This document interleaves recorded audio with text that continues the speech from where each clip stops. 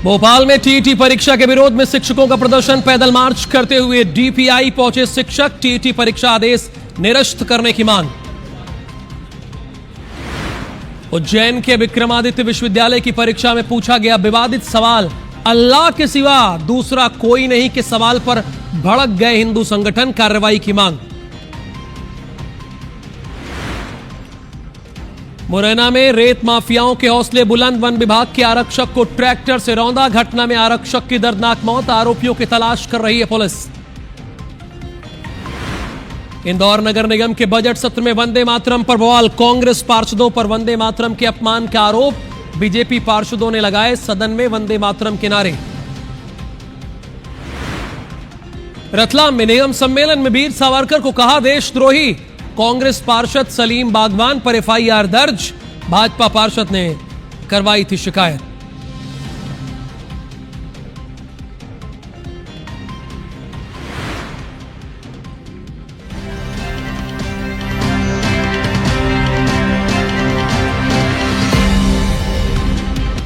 नमस्कार, आप देख रहे हैं मेरा मध्य प्रदेश। मैं हूं आपके साथ राहुल सौमित्र।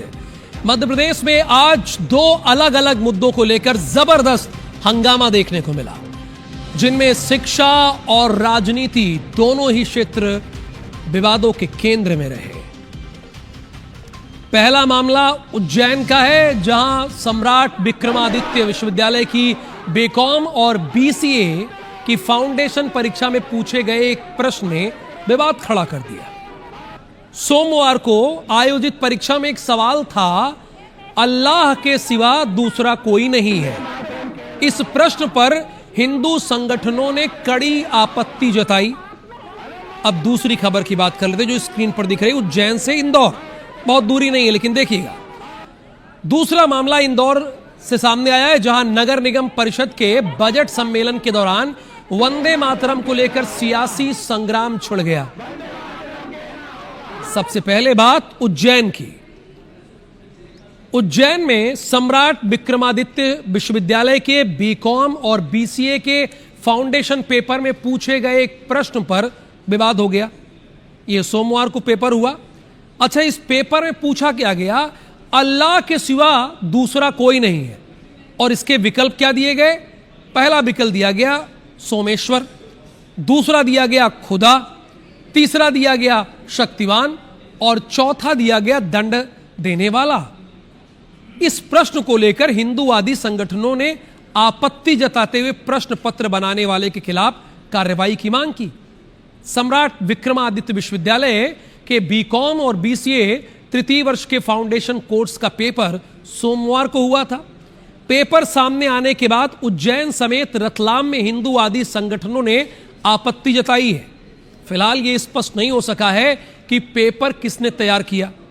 मामले में कांग्रेस बीजेपी का बयान भी सामने आया है।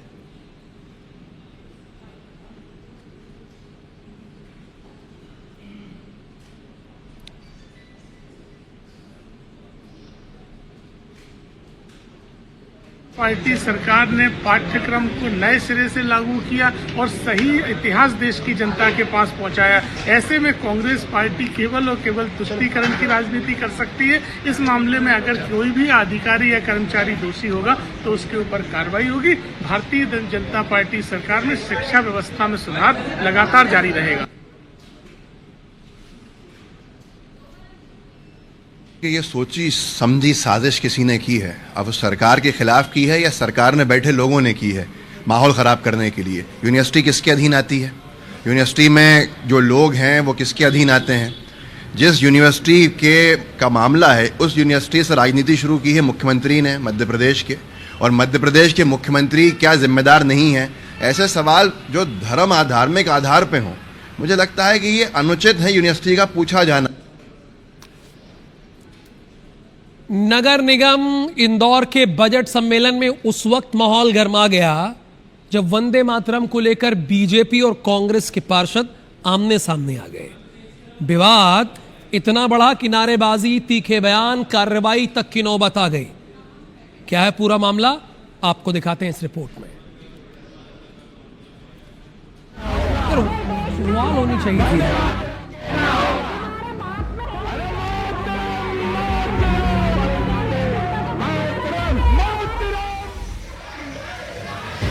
इंदौर नगर निगम परिषद के बजट सम्मेलन में वंदे मातरम को लेकर सियासी संग्राम छिड़ गया।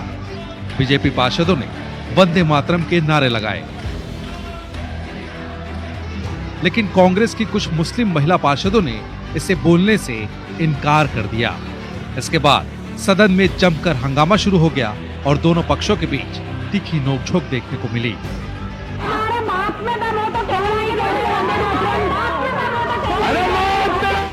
विवाद उस वक्त और बढ़ गया जब कांग्रेस पार्षद रुबीना इकबाल खान का एक तीखा बयान सामने आया, जिसके बाद सदन में माहौल और गर्मा गया और बीजेपी पार्षदों ने जोरदार नारेबाजी शुरू कर दी। वंदे का मतलब होता है इबादत और मातरम का मतलब होता है धरती माता की, है ना। तो जब हमारे वहाँ ऐसा हुक्म है कि भाई एक अल्लाह की इबादत करना है, तो फिर ये हम गुनाह का काम क्यों करें। हम हिंदुस्तान हमारा और जनगण मन और सारे जहाँ से अच्छा हिंदुस्तान हमारा, हम सारे गीत गाते हैं, सिर्फ एक शब्द नहीं बोलते। ये लोग बोल रहे हैं नहीं यहाँ रहना होगा तो वंदे मातरम कहना होगा, तो ये कौन सी बात है। दादागिरी तो हम किसी की बात की नहीं सुनते। बढ़ते हंगामों के बीच सभापति ने फौजिया शेख अलीम को एक दिन के लिए सदन से बाहर कर दिया। हालांकि कार्रवाई के बाद भी विवाद थमता नजर नहीं आया। सदन से बाहर आने के बाद फौजिया शेख अलीम ने अपनी सफाई में कहा कि वे देरी से पहुंची थी और इस मुद्दे को बेवजह तूल दे दिया गया। मैं लेट आई थी, उसकी वजह से उन लोगों ने एक टॉपिक पकड़ लिया था और कुछ भी नहीं था। और ये एक मानसिकता है गलत, किसी भी तरह से ये नहीं है कि आप वंदे मातरम गा के ही अपनी हिंदुस्तानी और अपनी भारत होने का नागरिक का आप एक सबूत दे सकते हैं। नहीं, हमारे इस्लाम में नहीं बोल सकते। विवाद बढ़ता देख कांग्रेस ने भी डैमेज कंट्रोल शुरू कर दिया। नेता प्रतिपक्ष और कांग्रेस शहर अध्यक्ष चिंटू चौकसे ने साफ कह दिया कि यह बयान पार्षद व्यक्तिगत राय है और पार्टी का उससे कोई लेना देना नहीं है। वहीं महापौर पुष्पमित्र भार्गव ने इस बयान की कड़ी निंदा की और इसे दुर्भाग्यपूर्ण बताया। सच्ची निष्ठा ईमानदारी से पूर्ण रूप से दृढ़ संकल्पित है हमारे राष्ट्रगान को लेकर और हमारे राष्ट्रगीत को लेकर। ये किसी सदस्य की व्यक्तिगत राय हो सकती है, कांग्रेस पार्टी के लिए सबसे सर्वोच्च स्तर पर है वंदे मातरम और जनगणमन। पहला ही प्रश्न उनका था, पर वो केवल इसलिए नहीं आई पहले प्रश्न पर कि उनको वंदे मातरम गाना पड़ता। फिर बीच में सदन को डिस्टर्ब किया कि मेरा प्रश्न या मैं अपनी बात रखना चाहती हूँ। जब बाकी लोगों ने विरोध किया तो वंदे मातरम गीत गाना या नहीं गाना किसी का व्यक्तिगत विषय हो सकता है, लेकिन उसका अपमान करना यह दुर्भाग्यपूर्ण है और हम इसकी घोर निंदा करते हैं। फिलहाल इस पूरे विवाद के बाद नगर निगम की सियासत गर्मा गई है। कांग्रेस जहां अपने पार्षदों के बयानों से दूरी बनाती नजर आ रही है, वहीं बीजेपी इस मुद्दे को लेकर आक्रामक है। अब देखना होगा कि ये विवाद यही थमता है या आने वाले दिनों में और तूल पकड़ता है।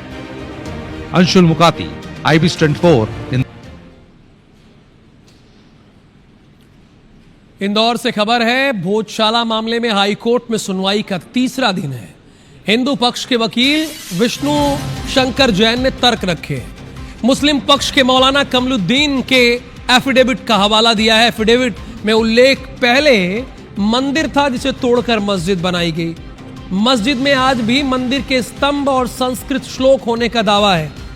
राम और कृष्ण जन्मभूमि मामलों के आधार पर वक्फ बोर्ड को चुनौती दी है। तर्क यह है, ASI के तहत आने वाली संपत्ति वक्फ बोर्ड में नहीं आती।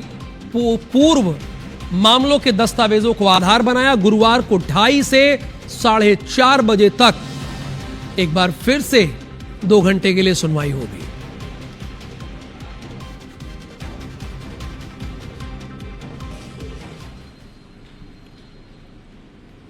मुरैना में रेत का अवैध परिवहन कर रहे ट्रैक्टर ट्रॉली ड्राइवर ने एक वन रक्षक को कुचलकर मार डाला है। वारदात रानपुर गांव चौराहे के पास बुधवार सुबह करीब 6 बजे की है। वन विभाग की 6 सदस्यीय टीम रूटीन गश्त पर थी। इसी दौरान सामने से रेत से भरी ट्रैक्टर ट्रॉली आती दिखी। टीम ने रोकने का इशारा किया तो ड्राइवर विनोद कोरी ने ट्रैक्टर ट्रॉली लेकर भागने की कोशिश की। वन रक्षक हरकेश गुर्जर रोकने के लिए आगे बढ़ा तो ड्राइवर ने हरकेश गुर्जर पर ट्रैक्टर चढ़ा दिया। हरकेश को आनंद फानन में अस्पताल ले जाया गया, लेकिन उनकी मौत हो गई।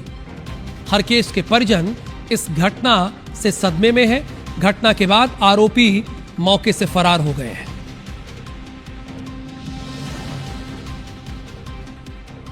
पंप पे जो कर्मचारी धरा था उससे बोला मेरे पीछे पुलिस पड़ी हुई है तो मुझे ये ट्रैक्टर खाली यहाँ करना है।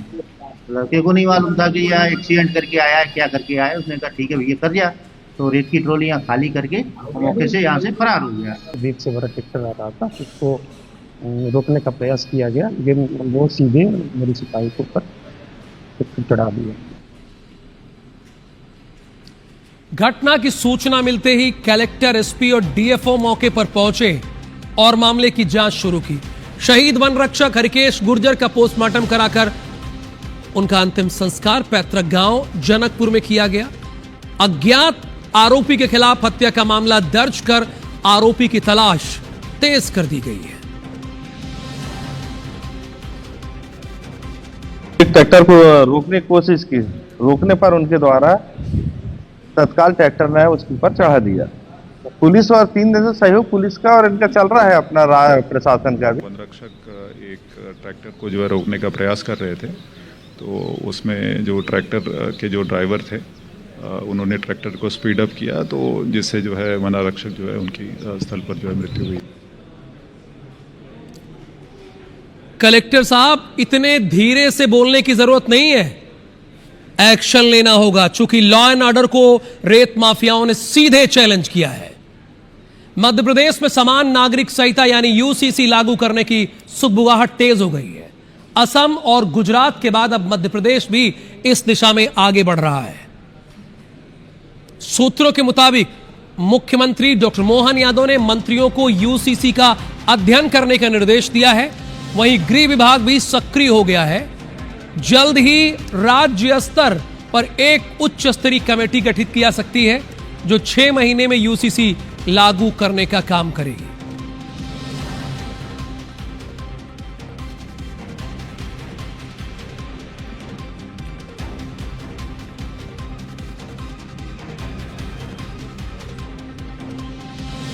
छह महीने में यूसीसी लागू करने की तैयारी है। एमपी में यूसीसी लागू करने की सुगबुगाहट है। मंत्रियों को कह दिया है कि आप यूसीसी का अध्ययन कीजिए। गृह विभाग अलर्ट पर है और इस बाबत हाई लेवल कमेटी बनाई जाएगी। जबलपुर में मुख्यमंत्री डॉक्टर मोहन यादव ने खुलकर ऐलान किया कि मध्य प्रदेश यूसीसी लागू करने की दिशा में आगे बढ़ रहा है। उन्होंने कहा कि भारतीय जनता पार्टी शुरू से ही एक देश एक कानून की पक्षधर रही है। अभी कुछ और फांस बाकी है और कांग्रेस की थोड़ी सांस बाकी है, क्योंकि ये सांस अटकी है उन सारे कारणों से जिसने देश ने कीमत चुकाई है। कॉमन सिविल कोड की तरफ भी देश बढ़ रहा है, प्रदेश बढ़ रहा है हमारे उस भाव की तरफ। जब एक देश एक निशान एक प्रधान 1951 में कहा था, आने वाला समय भी क्या हिंदू क्या मुसलमान, क्या ऊंचा क्या नीचा, क्या अच्छा क्या बुरा, सबके लिए कानून बराबर होना चाहिए।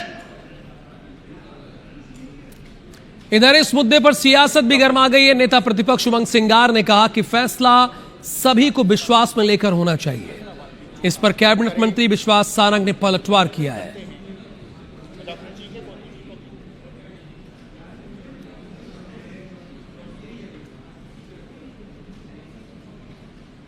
कई बार सरकार ने आदिवासी कानून को लेके बात करी, चर्चा करी, कानून बनाने का प्रयास किया, लेकिन सरकार के पास कई कानून अभी भी लंबित पड़े हैं। मैं समझता हूं कि आदिवासियों के जो कानून की सरकार ने बात करी, कमेटी बनाई है, उसकी रिपोर्ट भी तत्काल आना चाहिए और उसको भी विधानसभा पारित होना चाहिए।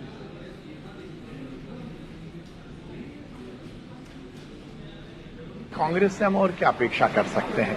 कांग्रेस ने इस देश में हर समय विभेद की राजनीति की, विघटन की राजनीति की, जाति को जाति से लड़ाना, धर्म को धर्म से लड़ाना, तुष्टीकरण की राजनीति करने के लिए एक वर्ग विशेष को वोट बैंक के रूप में उपयोग किया। इसमें मुझ में और आप में कोई भेद नहीं हो सकता। देश का व्यक्ति हर हिसाब से एक रूप है।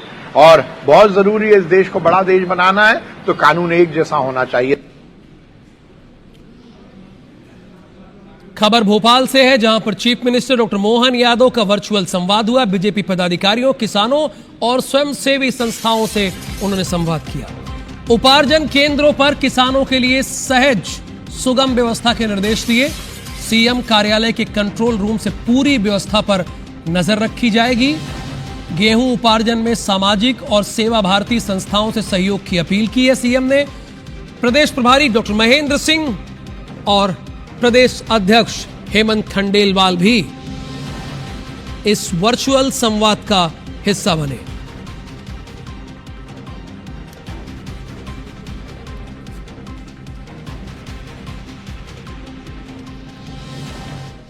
भोपाल में टीईटी अनिवार्यता के आदेश के विरोध में शिक्षक संगठनों ने डीपीआई मुख्यालय का घेराव किया है। नारेबाजी करते हुए शिक्षकों ने परीक्षा रद्द करने की मांग की है। इसके साथ प्रदेश भर में जिला कलेक्ट्रेट कार्यालय में मुख्यमंत्री के नाम ज्ञापन भी सौंपा है। शिक्षकों का आरोप है कि सुप्रीम कोर्ट के निर्देशों के नाम पर जारी इस आदेश से हजारों पुराने शिक्षकों की नौकरी पर खतरा मंडरा रहा है। संगठनों में सरकार से टीईटी आदेश को निरस्त करने और सुप्रीम कोर्ट में पुनर्याचिका दायर करने की मांग की है। शिक्षकों को आश्वासन दिया है कि उनकी सभी मांगे प्रतिनिधि मंडल के माध्यम से अधिकारियों के सामने रखी जाएगी।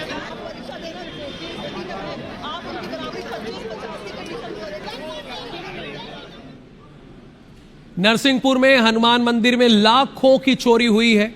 चांदी के छत्र और नकदी चोरी हुई है। एक ही रात में 2 मंदिरों को निशाना बनाया गया। जैन मंदिर का भी ताला तोड़ा गया है, लेकिन चोरी नहीं कर पाए। आरोपियों की तलाश जारी है। तेंदुखेड़ा थाना क्षेत्र का यह मामला है।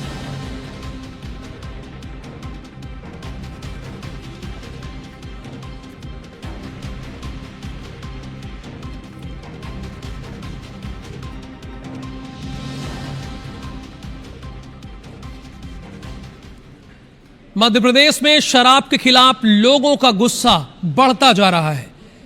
लोग शराब के खिलाफ आंदोलन की राह पर हैं, कहीं सड़क पर उतर आए हैं तो कहीं खुद को आग के हवाले करने की कोशिश कर रहे हैं। मध्य प्रदेश के अलग अलग शहरों की जुड़ी आपको 3 तस्वीरें हम दिखा रहे हैं। तीनों तस्वीरें स्क्रीन पर आ गई है। देखिए, शराब दुकान के खिलाफ अखिल भारतीय विद्यार्थी परिषद भोपाल में प्रदर्शन कर रही है। शराब के नए ठेका का विरोध इंदौर में महिलाएं कर रही हैं। तो सागर में आप ये तस्वीरें जो आप देख रहे हैं, शराब के खिलाफ इन्होंने आत्मदाह की भी कोशिश की है।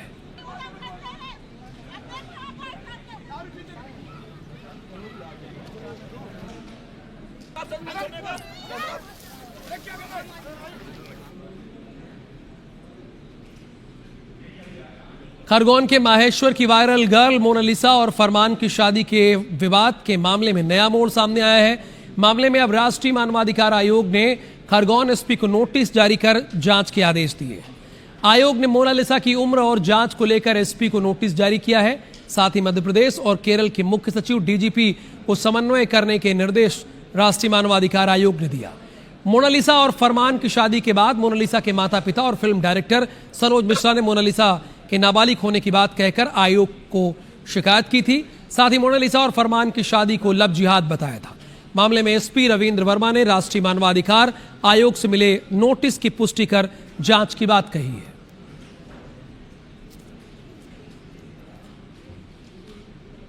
रीवा में दिल दहला देने वाली वारदात हुई है। जिले के सगरा थाना इलाके में नशे के आदी पति ने अपनी पत्नी पर धारदार हथियार से हमला कर दिया, जिससे उसकी मौत हो गई। बताया जा रहा है कि आरोपी पति का किसी महिला से अवैध संबंध है, जिसके कारण पति पत्नी के बीच विवाद हुआ। विवाद इतना बढ़ गया कि आरोपी पति ने गुस्से में आकर पत्नी पर चाकू से ताबड़तोड़ हमला किया। इस दौरान उनकी बड़ी बेटी भी मौके पर मौजूद थी। घटना के बाद आरोपी पति मौके से फरार हो गया। वहीं पुलिस ने केस दर्ज कर जांच शुरू कर दी है। थोड़ी बहुत पुष्टि इनकी भी हो रही है मृतिका के परिजनों की तरफ से, लेकिन जब तक हम श्योर नहीं हो जाते तो उसमें हम इन्वेस्टिगेट कर रहे हैं अभी आगे। प्रथम दृष्टया ये पति पत्नी का विवाद समझ में आ रहा है, बाकी आगे भी हम इन्वेस्टिगेट कर रहे हैं। जैसे साक्ष्य आएंगे वैसे हम आगे करेंगे। पति पत्नी का कल विवाद हुआ है और उसने चाकू से उसके ऊपर वार किया है, जिसमें गला काट दिया था उसका और उसके पेट में भी मारा था, जिससे अतरी बाहर आ गई थी। चेहरे को काट दिया था, बड़ी बेरहमी से उसे मारे हैं। ग्वालियर से खबर है, नगर निगम की बैठक में हंगामा हुआ है। हंगामे के दौरान 6 पार्षद धरने पर बैठे हैं, एक एमआईसी मेंबर और एक बीजेपी कांग्रेस के पार्षद धरने पर है। हंगामे के बाद बैठक 21 अप्रैल तक के लिए स्थगित कर दी गई है।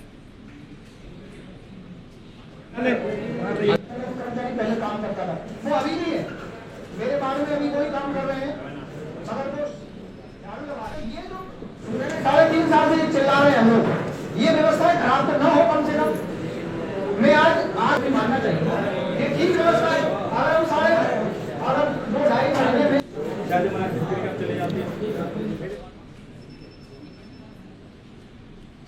और यहां रुकेंगे एक छोटे से ब्रेक के लिए।